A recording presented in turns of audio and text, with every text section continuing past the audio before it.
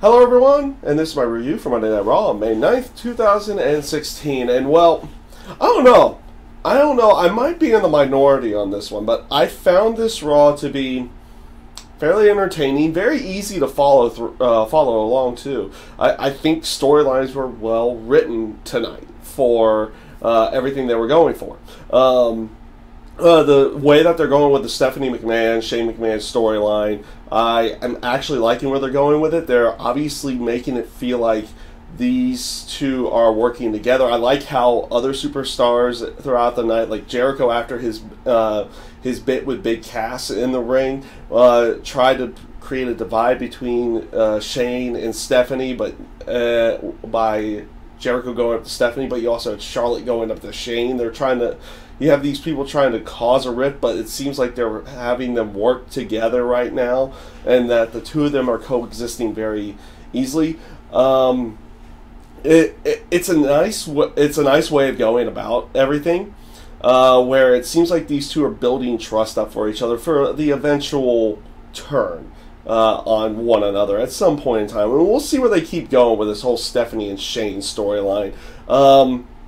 I like where it's going right now. They're building it up as, okay, these two are working well together and doing everything. You're just waiting for who's going to be the first one to stab each other in the back. That's what you're kind of waiting for, or waiting for the tension to build between the two of them, which they haven't done yet. They're slowly building towards that. You even had that little spot at the end where the picture that Vince destroyed of Shane and Vince was refixed and everything in there, and you had Stephanie staring at it at the end of the night.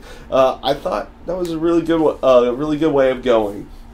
For others, the building of Dean Ambrose and Chris Jericho, I thought was really good.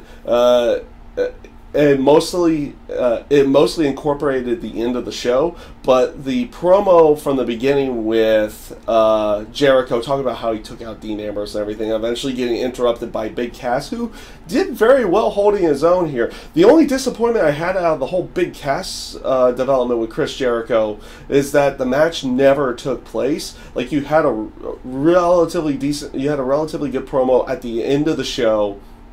Or not at the end show, at the middle of the show with Big Cass and Renee Young, and obviously the interaction with Big Cass and Jericho there to begin with was relatively good as well. The only thing is that I wish there was kind of a match to it, but they did give Big Cass a little bit of something there for that ending program where Dean Ambrose comes out and attacks Chris Jericho before he can even get out there, or while he's doing his normal pose.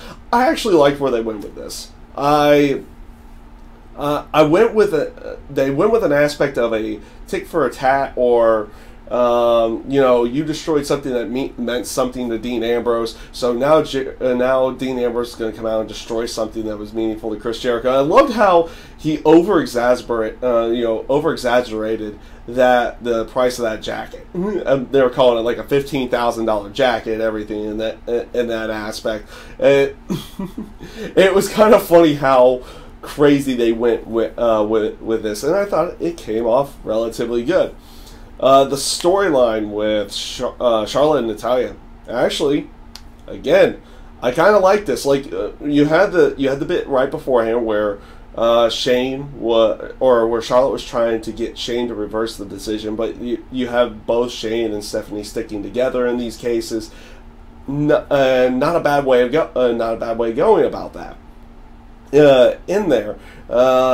So you have that tension building. Obviously, you make it feel like Charlotte's a little bit worrisome, having to go out there on her own and everything in that aspect. Going into the Extreme Rules submission match with Natalya, so you have Charlotte and Paige. Relatively good match between the two of them, and of course the building of the storyline. The story afterward is like what's going to happen with Ric Flair being out there in Charlotte's corner. You had you had Natalya kind of cause a little bit of distraction, which brought out Ric Flair, which caused one distraction, and then Shane comes out to get rid of Ric Flair because he had banned him from ringside for his match with Paige, which caused the distraction roll-up. If there's anything about this night was there was more interference and more DQs, though it was a bit more about story building tonight for these Extreme Rules matches. A little bit later on, like you saw either a distraction roll up to in the Paige and Charlotte match. You saw a distraction inside the Rusev Sin Cara match, which caused Sin Cara to win the match when Kalisto interfered. You saw a DQ inside of the 6-man elimination tag match, which actually I thought was a really good match and actually a good way of going. I liked how they did the stare down with Roman Reigns and AJ Styles, both of them having chair, or not both of them, but one chair being in the ring, and both of them giving it to the other, saying, "No, hey, you're going to need this more than I'm going to need this at the pay-per-view match." I like where they're going with Roman Reigns and AJ Styles storyline right now. I think they're going in the right direction with it, and I like how they're setting up this Extreme Rules match at the pay-per-view itself. So again, another good thing there, even though the match ends in DQ. You also had another distraction style victory from the with the Dudleys and the New Day, where the Von Villains distract the New Day, causing the Dudleys to get the win. Also, a relatively good promo from the Von Villains at the before this match to go along with it. I also like the aspect of them, no matter what they do. I know how they always have the black and white intro and everything, but I like the aspect that they keep that black and white style even for their like backstage promo or that little vignette that they did there. I thought that was a nice little touch to that as well. Where else are you in there? Like we talked briefly about the Rusev and Kalisto storyline, where it felt like people that it's more people having matches that look like they're going to try to build momentum, but losing their matches and losing momentum going into the actual pay-per-view. You had that in Charlotte with Rusev as well. You also had that in the New Day match with the Dudleys. Also, they're continuing on with the Baron Corbin, Dolph Ziggler storyline. I will go off and say not a bad way of going.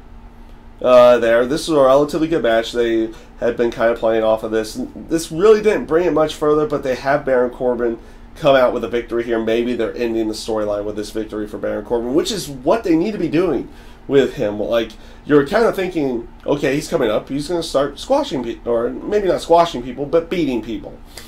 And then he immediately, he gets a count out on his first one with Dolph Ziggler, and they kind of toyed around with it, and they had him lose at the pay-per-view in the pre-show match. It was like, where are they going with Baron Corbin? Okay, it looks like they're kind of going back on track with him, and they're going to try to build him up, and maybe this is how they're going to end that feud with Dolph Ziggler and see where they go with that afterwards. Also, you had the continuation with the Intercontinental title storyline, making it look like initially where it was just going to be a triple threat with Miz, Kevin Owens, and Cesaro, because that's where it mainly been going. But Sami Zayn's always kind of there with